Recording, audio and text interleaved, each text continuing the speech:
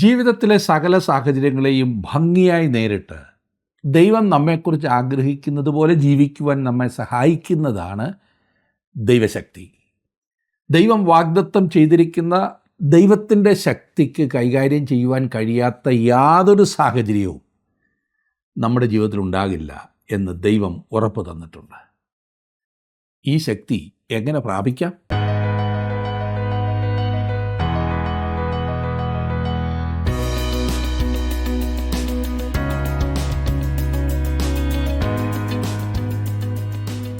ജീവസന്ദേശത്തിൻ്റെ യെശയ്യാ പ്രവചന പുസ്തകത്തിൻ്റെ പഠനത്തിലേക്ക് എല്ലാവർക്കും സ്വാഗതം.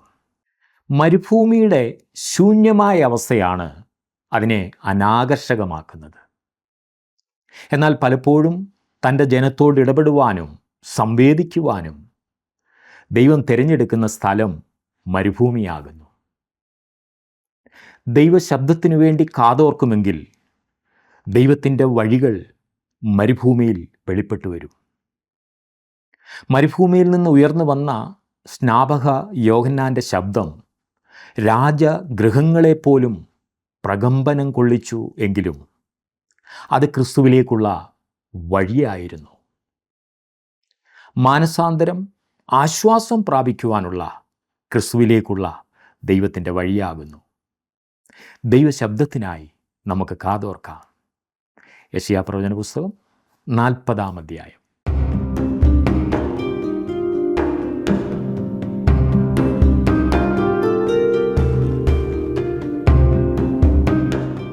യെശയ്യാ പ്രവചനത്തിൻ്റെ രണ്ടാമത്തെ പ്രധാന ഭാഗമാകുന്നു നാം ഇനിയും ഒരുമിച്ച് ചിന്തിക്കുവാൻ പോകുന്നത് 40 മുതലുള്ള അധ്യായങ്ങൾ. ഈ പുസ്തകത്തിൻ്റെ ആദ്യ ഭാഗവും അവസാന ഭാഗവും തമ്മിൽ വലിയ അന്തരമുണ്ട്. ഒന്നാമത്തെ ഭാഗത്ത് സിംഹാസനത്തിലിരിക്കുന്ന രാജാവിനെ പ്രവാചകൻ വെളിപ്പെടുത്തുന്നു. ഈ ഒടുവിലത്തെ ഭാഗത്ത് കഷ്ടത അനുഭവിക്കുന്ന രക്ഷകനെയാണ് വെളിപ്പെടുത്തിയിരിക്കുന്നത്.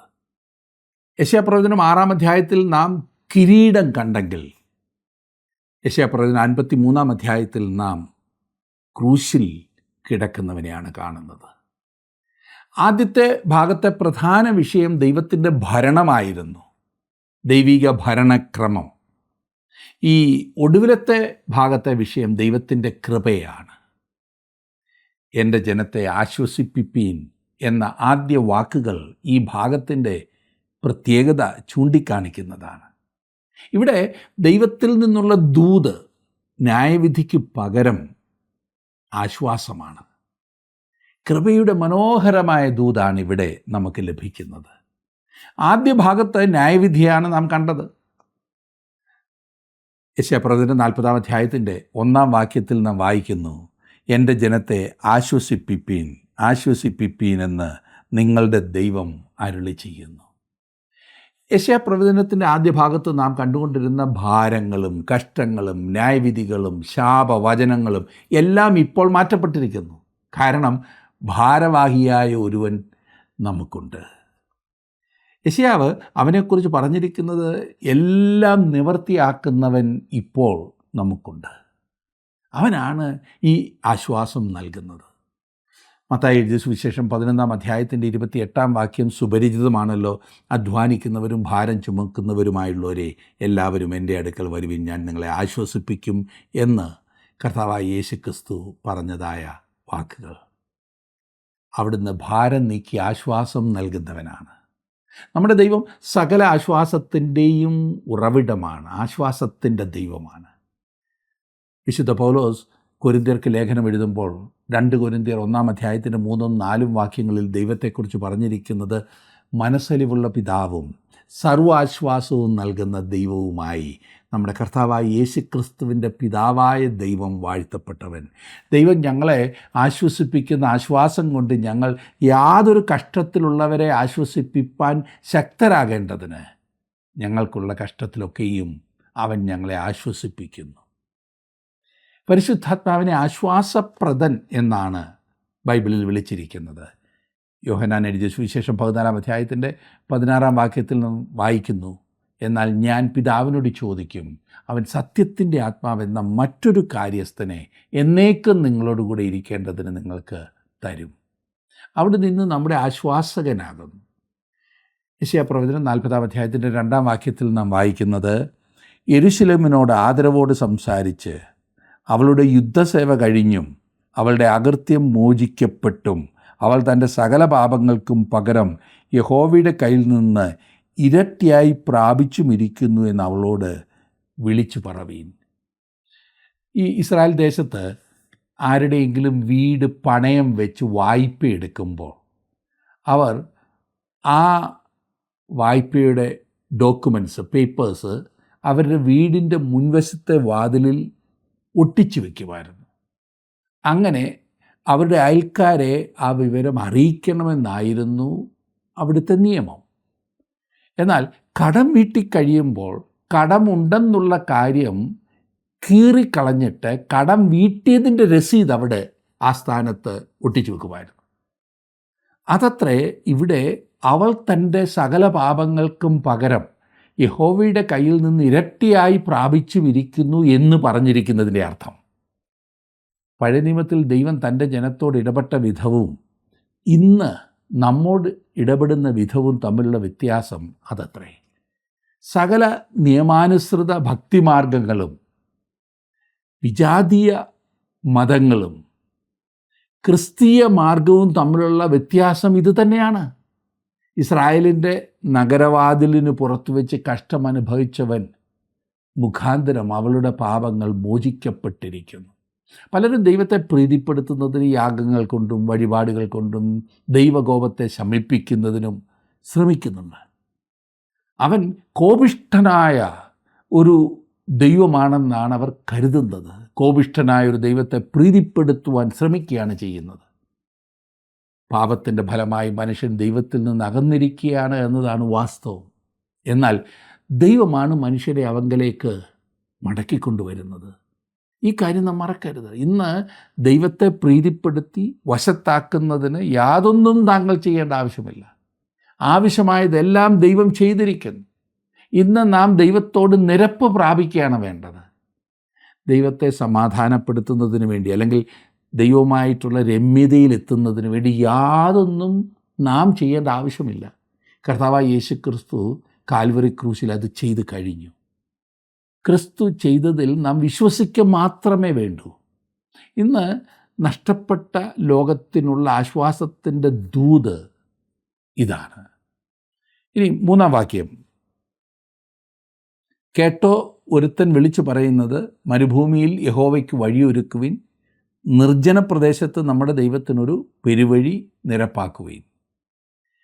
4 സുവിശേഷ എഴുത്തുകാരും ഇവിടെ കാണുന്ന 3-ാം വാക്യം യോഹന്നാൻ സ്നാപകന് അനുയോജ്യമായി ഉദ്ധരിച്ചിട്ടുണ്ട് എന്ന് നമുക്കറിയാം. ഇത് യോഹന്നാൻ സ്നാപകനെ സൂചിപ്പിക്കുന്ന വാക്യമാണ്. ഇനിയും 4 മുതൽ 8 വരെയുള്ള വാക്യങ്ങൾ നോക്കിക്കാട്ടെ. എല്ലാ താഴ്വരയും നികന്നും എല്ലാ മലയും കുന്നും താണും വരേണം. വളഞ്ഞത് ചൊവ്വായും ദുർഘടങ്ങൾ സമമായും തീരേണം. യഹോവയുടെ മഹത്വം വെളിപ്പെടും. സകല ജഡവും ഒരുപോലെ അതിനെ കാണും. യഹോവയുടെ വായല്ലോ അരുളി ചെയ്തിരിക്കുന്നത്. കേട്ടോ, വിളിച്ചു പറക എന്നൊരുത്തൻ പറയുന്നു. എന്ത് വിളിച്ചു പറയേണ്ടു എന്ന് ഞാൻ ചോദിച്ചു. സകല ജഡവും പുല്ലുപോലെയും അതിൻ്റെ ഭംഗിയെല്ലാം വയലിലെ പൂ പോലെയും ആകുന്നു. യഹോവയുടെ ശ്വാസം അതിന്മേൽ ഊതുകയാൽ പുല്ലുണങ്ങുന്നു, പൂവാടുന്നു. അതെ, ജനം പുല്ല് തന്നെ. പുല്ലുണങ്ങുന്നു, പൂവാടുന്നു. നമ്മുടെ ദൈവത്തിൻ്റെ വചനമോ എന്നേക്കും നിലനിൽക്കും. മനുഷ്യനെ വയലിലെ പുല്ലിനോട് ഇവിടെ 7ഉം 8ഉം വാക്യങ്ങളിൽ ഉപമിച്ചിരിക്കുന്നു.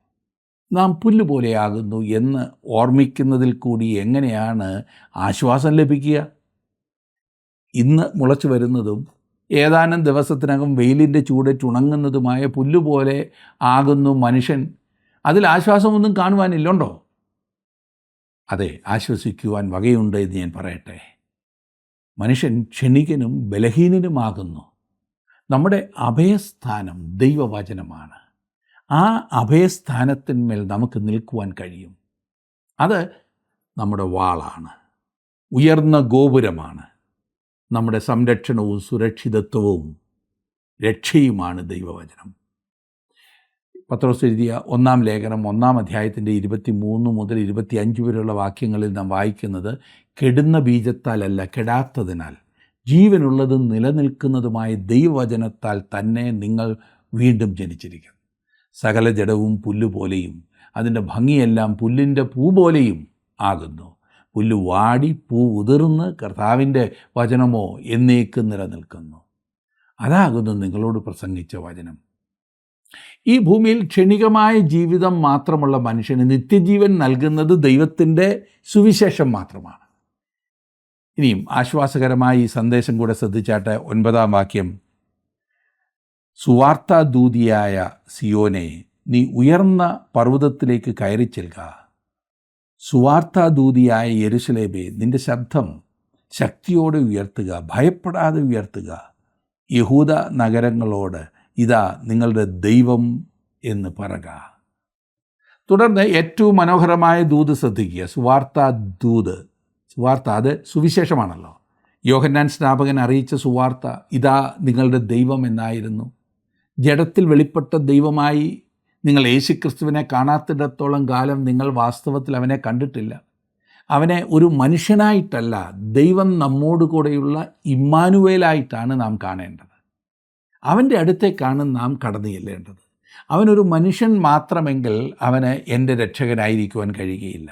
എന്നാൽ അവിടുന്ന് ഇമ്മാനുവേലാണ്, അവിടുന്ന് എൻ്റെ രക്ഷകനാണ്. അത് എത്ര മനോഹരമായ കാര്യമാണല്ലേ. 10-ാം വാക്യത്തിൽ നാം വായിക്കുന്നത്, ഇതാ യഹോവയായ കർത്താവ് ബലശാലിയായി വരുന്നു, അവൻ്റെ ഭുജം അവന് വേണ്ടി ഭരണം ചെയ്യുന്നു. ഇതാ കൂലി അവൻ്റെ പക്കലും പ്രതിഫലം അവൻ്റെ കയ്യിലുമുണ്ട്. ഇവിടെ യെശയ്യാവ് ക്രിസ്തുവിൻ്റെ 1-ാമത്തെയും 2-ാമത്തെയും വരവിനെ ഒരുമിച്ച് വരച്ച് കാണിക്കുന്നു. ഈ വാക്യം ക്രിസ്തുവിൻ്റെ 2-ാമത്തെ വരവിനെ നോക്കി പാർക്കുന്നതാണ്. വാസ്തവത്തിൽ സുവിശേഷം ക്രിസ്തുവിൻ്റെ 1-ാമത്തെയും 2-ാമത്തെയും വരവിനെ സംബന്ധിക്കുന്ന വാർത്തയാണല്ലോ. രണ്ടും ഒരുപോലെ പ്രാധാന്യം അർഹിക്കുന്ന വസ്തുതയാണ്. 11-ാം വാക്യത്തിൽ നാം വായിക്കുന്നത്, ഒരു ഇടയനെപ്പോലെ അവൻ തൻ്റെ ആട്ടിൻകൂട്ടത്തെ മേയ്ക്കുകയും കുഞ്ഞാടുകളെ ഭുജത്തിലെടുത്ത് മാർവിടത്തിൽ ചേർത്ത് വഹിക്കുകയും തള്ളകളെ പതുക്കെ നടത്തുകയും ചെയ്യും. കർത്താവായ യേശുക്രിസ്തു 1-ാമത് വന്നപ്പോൾ ഇടയൻ എന്ന പേര് സ്വീകരിച്ചു. ഞാൻ നല്ല ഇടയനാകുന്നു, നല്ല ഇടയൻ ആടുകൾക്ക് വേണ്ടി തൻ്റെ ജീവനെ കൊടുക്കുന്നു എന്ന് യോഹന്നാൻ്റെ സുവിശേഷം 10-ാം അധ്യായത്തിൻ്റെ 11-ാം വാക്യത്തിൽ നാം വായിക്കുന്നു. ആടുകൾക്ക് വേണ്ടി ഞാൻ എൻ്റെ ജീവനെ കൊടുക്കുന്നു എന്ന് അവൻ പറഞ്ഞു. ഇനി 40-ാം അധ്യായത്തിൻ്റെ യെശയ്യാവ് 40-ൻ്റെ 12-ാം വാക്യത്തിലേക്ക് ഞാൻ വരികയാണ്. തൻ്റെ ഉള്ളം കൈകൊണ്ട് വെള്ളം അളക്കുകയും ചാണുകൊണ്ട് ആകാശത്തിൻ്റെ പരിമാണം എടുക്കുകയും ഭൂമിയുടെ പൊടി നാഴിയിൽ കൊള്ളിക്കുകയും പർവ്വതങ്ങൾ വെള്ളിക്കോൽ കൊണ്ടും കുന്നുകൾ തുലാസിലും തൂക്കുകയും ചെയ്തവൻ ആർ. ഈ 12 മുതൽ 26 വരെയുള്ള വാക്യങ്ങളിൽ സൃഷ്ടി ദൈവത്തിൻ്റെ വെളിപ്പാടാകുന്നു എന്ന് പ്രവാചകൻ ചൂണ്ടിക്കാണിക്കുകയാണ്. സൃഷ്ടാവെന്ന നിലയിൽ ദൈവത്തിൻ്റെ മഹത്വത്തെക്കുറിച്ചാണ് ഈ ഭാഗത്ത് പറയുന്നത്. തൻ്റെ ഉള്ളം കൈകൊണ്ട് വെള്ളം അളക്കുകയും ചാണുകൊണ്ട് ആകാശത്തിൻ്റെ പരിമാണമെടുക്കുകയും ഭൂമിയുടെ പൊടി നാഴിയിൽ കൊള്ളിക്കുകയും പർവ്വതങ്ങൾ വെള്ളിക്കോൽ കൊണ്ടും കുന്നുകൾ തുലാസിലും തൂക്കുകയും ചെയ്തവൻ ആർ. ആരാണത് ചെയ്തത്? ശൂന്യാകാശത്തിൽ ചെന്നാൽ അവിടെ ഒന്നിനും ഭാരം അനുഭവപ്പെടുകയില്ല. അതുകൊണ്ട് ഇന്ന് ഭാരം അളക്കുന്നവൻ ആരാണ്? എവിടെയാണ് അളക്കുന്നത്? ദൈവമേ, നീ എത്ര മഹാൻ എന്ന ചിന്തയാണ് എൻ്റെ മനസ്സിൽ കടന്നു വരുന്നത്. 13-ഉം 14-ഉം വാക്യങ്ങളിൽ നാം കാണുന്നത്, യഹോവയുടെ മനസ്സ് ആരാഞ്ഞറിയുകയോ അവന് മന്ത്രിയായി അവനെ ഗ്രഹിപ്പിക്കുകയോ ചെയ്തവൻ ആർ. അവനെ ഉപദേശിച്ച് ന്യായത്തിൻ്റെ പാതയെ പഠിപ്പിക്കുകയും അവനെ പരിജ്ഞാനം പഠിപ്പിച്ച് വിവേകത്തിൻ്റെ മാർഗം കാണിക്കുകയും ചെയ്തു കൊടുക്കേണ്ടതിന് അവൻ ആരോടാകുന്നു ആലോചന കഴിച്ചത്? ദൈവത്തിന് തുല്യനായോ ആലോചന ചോദിക്കുവാൻ മറ്റൊരാളോ ഇല്ല. ഉത്തരം ഇതാണ്: ദൈവത്തിന് തുല്യനായ ഒരാളെ ദൈവം ഒരിക്കലും കണ്ടിട്ടില്ല. ഞാനും നിങ്ങളും ഓരോ ദിവസവും നമുക്ക് തുല്യരായ ആളുകളെ കാണുന്നുണ്ട്. നാം വലിയതെന്ന് ചിന്തിക്കുന്ന കാര്യങ്ങളൊക്കെ ദൈവത്തിന് നിസ്സാരവും ലഘുവുമാണ്. 18-ാം വാക്യമാണ് ഞാൻ ഇനിയും വായിക്കുന്നത്. 18-ാം വാക്യത്തിൽ, ആകയാൽ നിങ്ങൾ ദൈവത്തെ ആരോട് ഉപമിക്കും? ഏത് പ്രതിമയെ നിങ്ങൾ അവനോട് സദൃശമാക്കും? ആകയാൽ നിങ്ങൾ ദൈവത്തെ ആരോട് ഉപമിക്കും? ഞാനും നിങ്ങളും വളരെ കുറച്ച് മാത്രമേ അറിയുന്നുള്ളൂ എന്ന് മറക്കരുത്. ദൈവവചനത്തിൽ കൂടി നമുക്ക് ദൈവം വെളിപ്പെടുത്തി തന്നിട്ടുള്ളത് മാത്രമാണ് നാം അറിയുന്നത്. ദൈവം എല്ലാം നമുക്ക് പറഞ്ഞു തന്നിട്ടുണ്ട് എന്ന് ഞാൻ ചിന്തിക്കുന്നില്ല. ദൈവം നമുക്ക് പറഞ്ഞു തന്നിരിക്കുന്ന കാര്യങ്ങൾ തന്നെ ശരിയായി ഗ്രഹിക്കുവാൻ നമുക്ക് കഴിയില്ല എന്നതല്ലേ വാസ്തവം? ജീവിക്കുന്നവനായ, സർവശക്തനായ, അഖിലാണ്ടത്തെ നിർമ്മിച്ച് ഭരിച്ച് നടത്തുന്ന വലിയവനായ ദൈവത്തെയാണോ നിങ്ങൾ ആരാധിക്കുന്നത്? അതോ നിങ്ങളുടെ ഭാവനയിൽ കരുപിടിപ്പിക്കുന്ന ഒരു ദൈവത്തെയാണോ? ആകയാൽ നിങ്ങൾ എന്നെ ആരോട് സദൃശമാക്കും? ഞാൻ ആരോട് തുല്യനാകുമെന്ന് പരിശുദ്ധനായവൻ അരുളി ചെയ്യുന്നു എന്ന് 25-ാം വാക്യത്തിലും പറഞ്ഞിട്ടുണ്ട്. സൃഷ്ടാവായ ദൈവത്തെ മനുഷ്യൻ സൃഷ്ടിയുമായി തുലനം ചെയ്യുന്നത് ബുദ്ധിഹീനമായ കാര്യമാണ്. ഈ പ്രപഞ്ചത്തെയും അതിലുള്ള സകലത്തെയും നിർമ്മിച്ചതാരാണ്? അത് തനിയെ അങ്ങുണ്ടായി വന്നതാണോ? എല്ലാ സൃഷ്ടിയുടെയും പിന്നിൽ ഒരു സൃഷ്ടാവുണ്ട് എന്ന കാര്യം വാസ്തവമാണല്ലോ. സങ്കീർത്തനക്കാരൻ പറഞ്ഞിരിക്കുന്നത്, ആകാശം ദൈവത്തിൻ്റെ മഹത്വത്തെ വർണ്ണിക്കുന്നു, ആകാശവിധാനം അവൻ്റെ കൈവേലയെ പ്രസിദ്ധമാക്കുന്നു എന്നാണ്. സൃഷ്ടി ഈ ഭൂമിയും അതിലുള്ള സർവവും പ്രപഞ്ചം മുഴുവനായി തന്നെ സൃഷ്ടാവായ ദൈവത്തിൻ്റെ കരവിരുതിനെ വെളിപ്പെടുത്തുന്നു. 27-ാം വാക്യത്തിൽ നാം വായിക്കുന്നത്, എന്നാൽ എൻ്റെ വഴി യഹോവയ്ക്ക് മറഞ്ഞിരിക്കുന്നു, എൻ്റെ ന്യായം എൻ്റെ ദൈവം കാണാതെ കടന്നുപോയിരിക്കുന്നു എന്ന് യാക്കോബേ നീ പറയുകയും ഇസ്രായേലെ നീ സംസാരിക്കുകയും ചെയ്യുന്നതെന്ത്? ഇതിൻ്റെ എല്ലാം വെളിച്ചത്തിൽ നാം കാര്യങ്ങൾ പരിഗണിക്കണമെന്ന് ദൈവം നമ്മോട് ആവശ്യപ്പെടുന്നു. ദൈവം നമ്മുടെ പ്രശ്നങ്ങളും പ്രയാസങ്ങളും എല്ലാം അറിയുന്നു. അവിടുന്ന് നാം അവൻ്റെ വകയാകുന്നു എന്ന് ഉറപ്പ് തരുന്നു. അങ്ങനെയെങ്കിൽ ജീവിതത്തിലെ കൊടുങ്കാറ്റുകളെ ശാന്തമാക്കുവാൻ അവന് കഴിയും. എന്നാൽ ചിലപ്പോൾ കൊടുങ്കാറ്റിൽ കൂടിയും ചില പാഠങ്ങൾ ദൈവം നമ്മെ പഠിപ്പിക്കും. പ്രയാസങ്ങളിൽ കൂടി കടന്നു പോകേണ്ടി വരുമ്പോൾ ദൈവത്തെ കുറ്റം പറയുകയും വിലപിക്കുകയും ചെയ്യുന്നതിന് പകരം ദൈവം ഇതിൽ കൂടി എന്താണ് എന്നെ പഠിപ്പിക്കുവാൻ ആഗ്രഹിക്കുന്നത് എന്ന് കാണുവാൻ ശ്രമിക്കുക. അങ്ങനെയാണ് നാം ശ്രമിക്കേണ്ടത്. ചിലപ്പോൾ ഇതായിരിക്കും ദൈവം നമ്മെ പഠിപ്പിക്കുവാൻ ആഗ്രഹിക്കുന്നത്. എന്തെങ്കിലും നാം പഠിക്കേണ്ടതില്ല എങ്കിൽ ഒരിക്കലും നമ്മെ ഈ പറഞ്ഞതുപോലെയുള്ള കാര്യങ്ങളിൽ കൂടി കടന്നു പോകുവാൻ ദൈവം അനുവദിക്കുകയില്ല. അവിടുന്ന് നമ്മുടെ നല്ല പിതാവാണ്. 28-ാം വാക്യത്തിൽ നാം വായിക്കുന്നത്, നിനക്കറിഞ്ഞുകൂടായോ? നീ കേട്ടിട്ടില്ലയോ? യഹോവ നിത്യദൈവം, ഭൂമിയുടെ അറുതികളെ സൃഷ്ടിച്ചവൻ തന്നെ. അവൻ ക്ഷീണിക്കുന്നില്ല, തളർന്നു പോകുന്നതുമില്ല. അവൻ്റെ ബുദ്ധി അപ്രമേയമത്രേ. നമുക്ക് വലിയവനായ ഒരു ദൈവമുണ്ട്. അവൻ ഒരിക്കലും തളർന്നു പോകുകയോ ക്ഷീണിക്കുകയോ ചെയ്യുകയില്ല. അവൻ മനുഷ്യനെ പോലെയല്ല. എന്നിട്ട് 30-31 വാക്യങ്ങളിൽ പറയുന്നത് നമുക്ക് നോക്കാം. ബാല്യക്കാർ ക്ഷീണിച്ച് തളർന്നു പോകും, യൗവനക്കാരും ഇടറി വീഴും. എങ്കിലും യഹോവയെ കാത്തിരിക്കുന്നവർ ശക്തിയെ പുതുക്കും. അവർ കഴുകന്മാരെ പോലെ ചിറകടിച്ച് കയറും. അവർ തളർന്നു പോകാതെ ഓടുകയും ക്ഷീണിച്ചു പോകാതെ നടക്കുകയും ചെയ്യും. ഈ ഭാഗത്ത് 3 രീതിയിലുള്ള ശക്തിയെക്കുറിച്ച് നാം കാണുന്നു. പല വ്യാഖ്യാതാക്കളും ഇതിനെ ക്രിസ്തീയ വളർച്ചയുടെ അല്ലെങ്കിൽ പക്വതയിലേക്ക് വളരുന്നതിൻ്റെ 3 പടികളോട് ഉപമിച്ചിട്ടുണ്ട്. യോഹന്നാൻ എഴുതിയ ലേഖനം, 1-ാം ലേഖനം 2-ാം അധ്യായത്തിൻ്റെ 12 മുതൽ 14 വരെയുള്ള വാക്യങ്ങളിൽ ഈ 3 പടികൾ നാം കാണുന്നുണ്ട്. അതുമായി സാമ്യപ്പെടുത്തിയാണ് ഈ ഭാഗവും പറയുന്നത്. 1, യുവാക്കന്മാരായ വിശ്വാസികൾ, അവർ കഴുകനെ പോലെ ചിറകടിച്ചുയരും. 2, പ്രായമായ വിശ്വാസികൾ, അവർ ഓടും. 3, പക്വത വന്ന വിശ്വാസികൾ, അവർ നടക്കും. ധൈര്യം ചോർന്നു പോകുമ്പോൾ ധൈര്യത്തിനായി, ഉത്തരം കിട്ടാത്ത ചോദ്യങ്ങൾ ഉയരുമ്പോൾ ഉത്തരത്തിനായി, ചഞ്ചലിച്ചു പോകുമ്പോൾ ഉറച്ചു നിൽക്കുവാൻ നാം സാധാരണ ഉപയോഗിക്കുന്ന വേദഭാഗമാകുന്നല്ലോ യെശയ്യാപ്രവചനം 40-ാം അധ്യായത്തിൻ്റെ ഈ 30-31 വാക്യങ്ങൾ. എന്നാൽ മിക്കപ്പോഴും ഓടി തളർന്ന് നടന്ന് ക്ഷീണിച്ചിരിക്കുന്നതാണ് നമ്മുടെയൊക്കെ അനുഭവം. എവിടെയാണ് പ്രശ്നം? എന്തുകൊണ്ടാണ് ഈ തളർച്ച?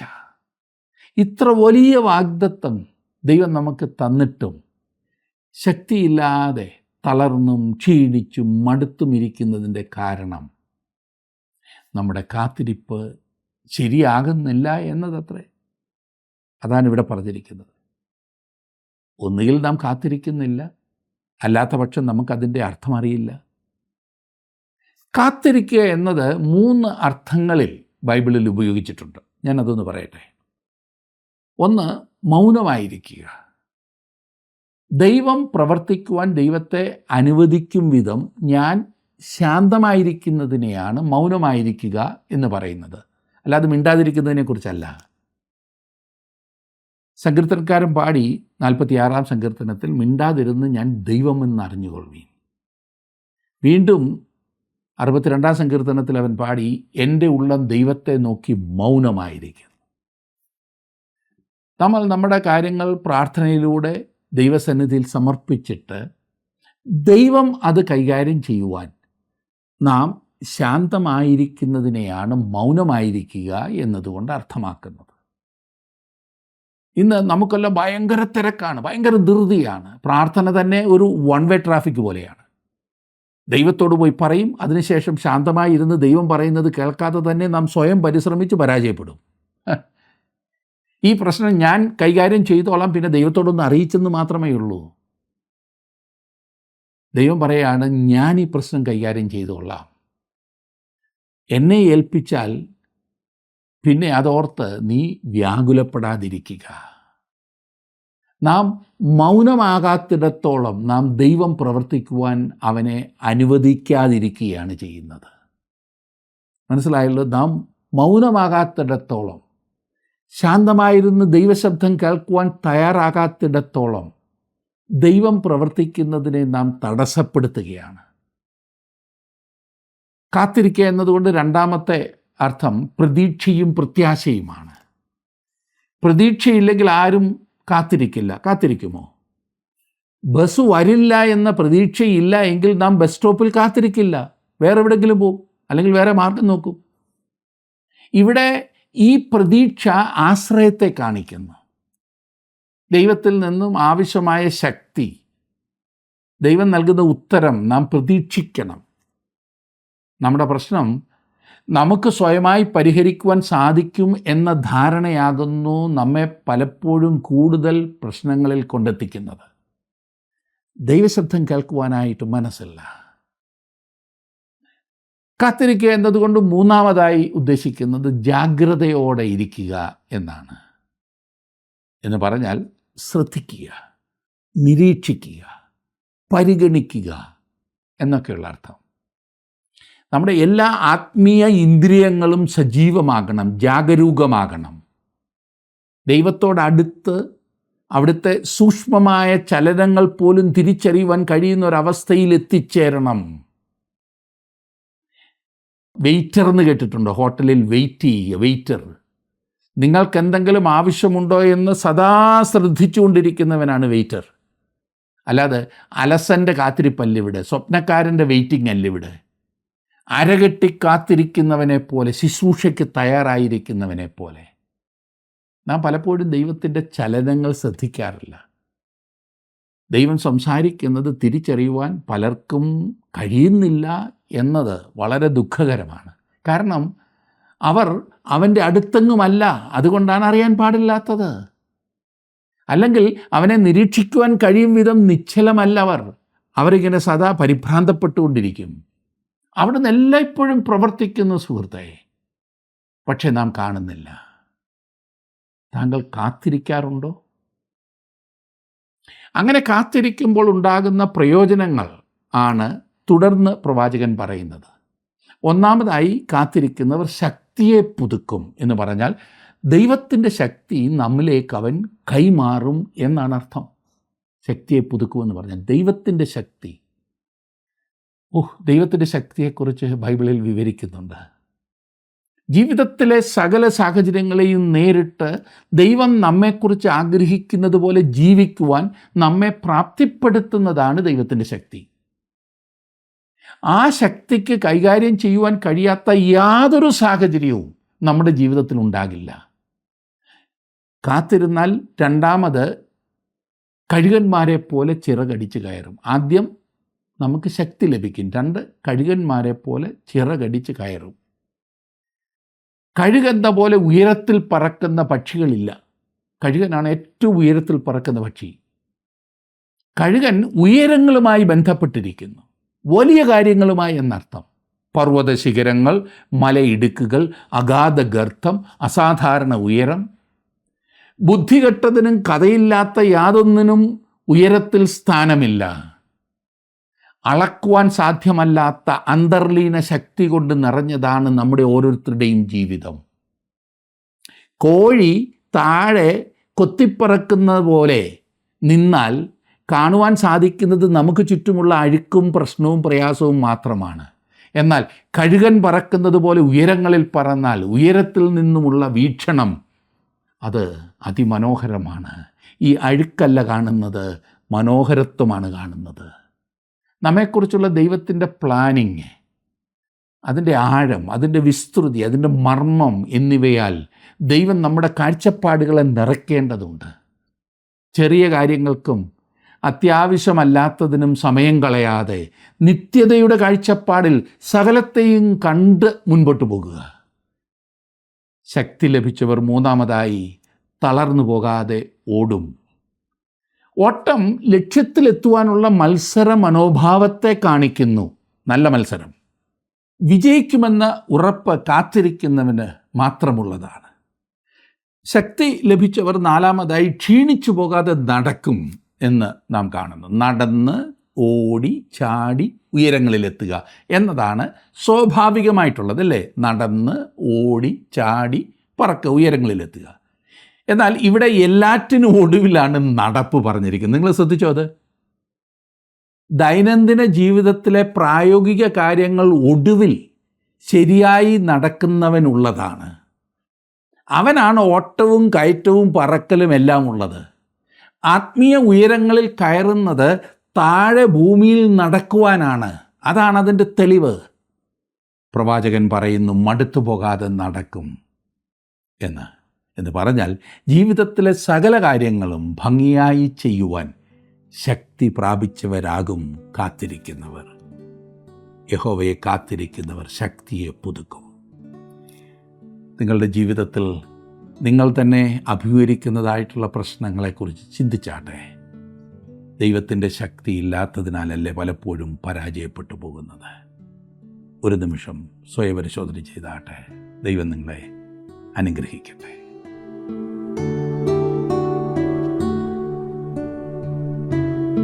യഹോവയെ കാത്തിരിക്കുന്നവരുടെ പ്രത്യേകത ദൈവത്തിനു വേണ്ടി അവരുടെ ആത്മാവിലുള്ള ദാഹമാണ്.